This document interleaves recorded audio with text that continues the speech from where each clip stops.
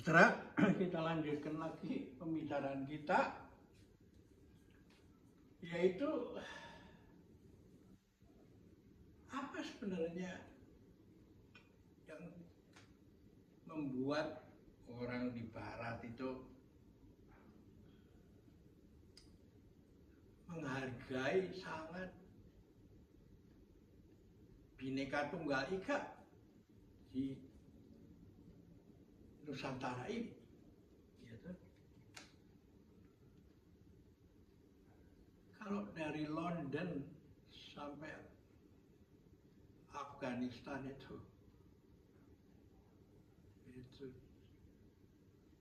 jaraknya masih lebih kecil daripada dari Sabang sampai Merauke. Maka di Eropa itu ada banyak negara kecil. Ilmunya tinggi, sainsnya tinggi, teknologinya tinggi. Tapi ternyata ilmu itu tidak bisa mencegah Perang Dunia I. Yang kalah, yaitu Jerman, membalas itu di Perang Dunia II. Sehingga Liga Bangsa-Bangsa yang didirikan setelah Perang Dunia I untuk mencegah terjadinya Perang Dunia II, akhirnya gagal kan. Nah, mereka tidak punya ide bagaimana ini mesti menyatukan masyarakat Eropa ini. Ya, sedangkan jarak dari Sabang sampai Merauke itu panjangnya 1/5 daripada keliling bumi ini. Dan kalau diukur dari benua Afrika, dari Afrika paling utara sampai ke bawah Afrika Selatan itu berapa negara, berapa bahasa, dialek, apa segala macam. Nah, nggak bisa melting pot dibuat, ya tak? Melalui sains dan teknologi apapun, ya tak? Sedangkan di Nusantara ini terjadi secara alamiah itu gimana? Ya cukup bawa satu KTP aja, bisa, nggak perlu visa, nggak perlu paspor, berjalan dari Indonesia Barat sampai Timur itu, ya kan? Dan bekalnya cuma apa? Bahasa Indonesia itu. Karena semua orang mengerti bahasa Indonesia. Dan yang menarik, bahasa Indonesia itu asalnya dari bahasa Melayu. Lalu diambil dalam Sumpah Pemuda menjadi bahasa Persatuan Indonesia. Suku terbesar Jawa dan Sunda juga menerima itu. Jadi konsep bukan serve the fetus, tapi justru bahasa yang dari suku kecil di Sumatera sana, di Riau, itu yang diambil. Karena apa? Karena mempunyai kosakata yang bisa didevelop menjadi kami, kamu, kalian, dia, mereka, lalu menjadi kita. Dan kosakata itu mengajarkan juga manusia itu hidup satu udara. Jadi udara yang mempertemukan antara yang ada di paru-paru saya, paru-paru orang di sekeliling kita, ya, sama pohon yang kena kita punya aliran sana kemari, kena pohon, kena burung, kena matahari, kena rembulan, kena sinar apa saja, sehingga kita benar-benar menjadi saudara. Dan lalu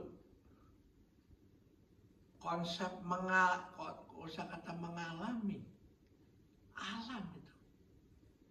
Jadi kita memang bersatu dengan alam itu.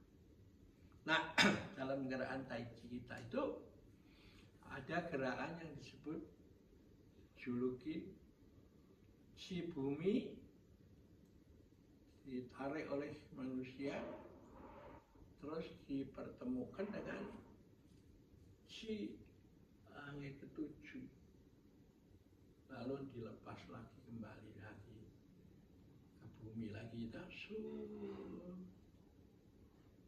lagi ya, terus begitu. Nah, kesadaran kosmis ini membuat orang secara otomatis menganggap di 4 samudera dan 5 benua semua orang bersaudara. Ya, itu menjadi konsekuensi logis, bukan konsep lagi. Ya. Karena udara yang masuk di dada kita, paru-paru kita, sama dengan barang yang sama yang masuk dulu ke arah orang di sekeliling kita, burung-burung, tanah, cacing, pohon dan segala macam. Jadi inilah makanya ketika orang mengatakan kepada saya, Pak, saya kok nggak pernah lihat senam seperti Tai Chi yang mempunyai visi dan misi yang demikian luas itu. Ya, holistik itu, ya. Bahkan sesudah mati pun itu, ya. Itu merupakan bagian dari keseluruhan itu, ya. Seperti diceritakan dalam kitab Veda dari India tentang Upanishad itu, bahwa alam semesta ini, sang pencipta ini seperti lampu yang kedap-kedip itu, the one yang tunggal dying into the many dying into the one. Jadi ini kan seperti spektrum sinar putih yang dilewatkan sebuah spektrum, sebuah prisma, dan lalu menjadi berkembang menjadi pelangi. Kalau dilewatkan lagi kan kembali menjadi sinar putih lagi kan. Ya toh? Jadi saya mau mencoba memberikan nilai yang lebih holistik daripada senam yang kelihatannya sederhana ini. Apakah ada yang menganggap itu terlalu berlebihan? Ya terserah Anda sendiri. Saya tidak care itu. Yang penting saya sudah jelaskan. Karena dalam diri orang itu ada satu sikap yang mendua itu. Itu enggak. Kalau melihat sesuatu yang lebih besar dari yang ada di pikiran dia, bukannya pikiran dia yang diperluas, tapi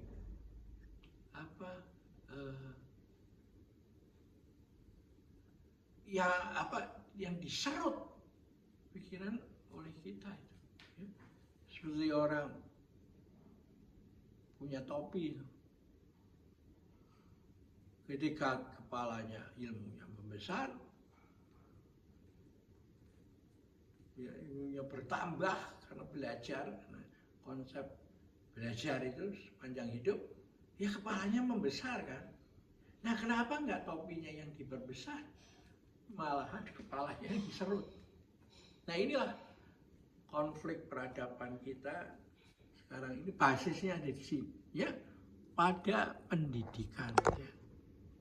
Oke, kita akhirin dulu sampai di sini.